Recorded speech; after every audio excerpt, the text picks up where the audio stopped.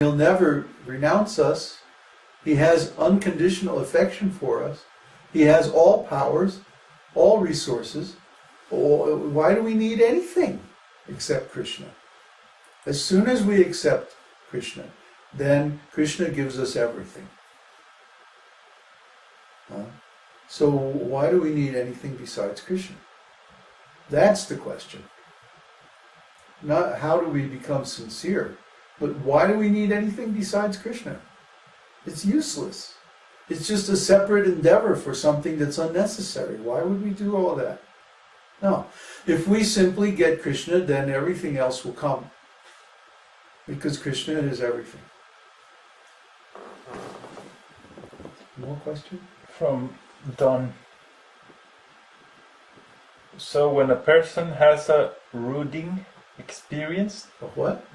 R-U-D-I-N-G. Rooting? Is that a word? Not that I know of. Maybe it's a type. Should I read the rest? I guess. So when a person has a rooting experience and they... Don, what's a rooting experience? Is it a routine? Rooting? R-U-D-I-N-G. Never heard of it. Okay. To be a rude person. I'm going to rude you. R-U-D-I-N-G is not a word. I just looked. Chinese dissolving of self. It's a Chinese word. Oh, I left my Chinese dictionary at home. Yeah.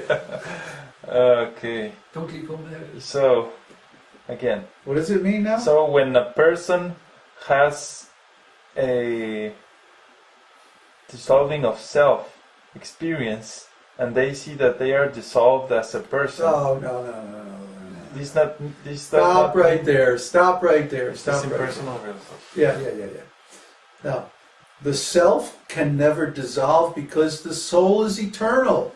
Krishna says that in the 2nd chapter of Bhagavad-gītā. Do you mean that the false ego dissolves? That would be a good thing. Huh? But the self can never dissolve because the self is indestructible. Krishna says that. In Bhagavad-gītā 2:19, the self can never be killed by any weapon, withered by the wind, burned by fire. Huh? Haven't you read Bhagavad-gītā? Come on, let's get some intelligent questions going here. Then Santiago devotees. In the beginning, our bhakti is contaminated with material desires, but desire is located quite deep and it's subtle. So, this has got to be Navayovana. So that it's possible to notice it, but hard to control or purify the desire. Then, how do they go away? Well, how do you change any bad habit? You replace it with something else. Huh? If you, for example, let's say you have this habit of eating meat. It means you have a taste or desire for meat. Huh? So what do? Well, Śrīla Prabhupada, he used to make nice pakoras. Pakoras, samosas, ladus, lugdus, all these like heavy ghee saturated foods, right? And offer them to Krishna, and then just feed them to the devotees until they couldn't move. And that was their cure. That cured them from the lower taste of eating meat, because it cultivated a higher taste for ghee. See, Prabhupada explains this very nicely. That what is this desire for eating meat? It means you have a taste for blood. That's what it means. Huh? You have a taste for blood. And you're from Transylvania? No, wait a minute. You have a taste for blood, and so you want to eat the meat of the cow or the pig or whatever. So, what is the ghee? Ghee is the purified essence of milk. And what is milk? Milk is the blood of the cow transformed from the mode of passion and ignorance to the mode of goodness. So because the cow purifies blood to the mode of goodness, which becomes milk, then you eat the purified essence of that milk, and you develop a taste for that as prasadam. See, so it's been doubly purified. Then you can overcome this degrading taste for unclean things like meat. So in a similar way, every bad habit or every impurity that we have is based on some material desire. And those material desires go into three categories: karma, jnana, and yoga.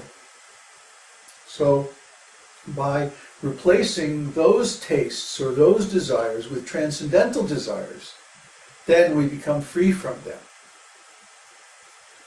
Okay?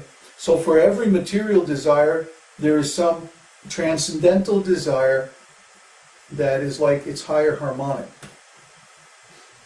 For example, everybody desires love.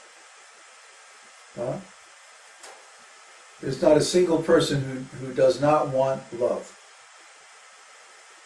The problem is, we are desiring love in a material way. And so because of that, we commit so many nonsense sinful activities.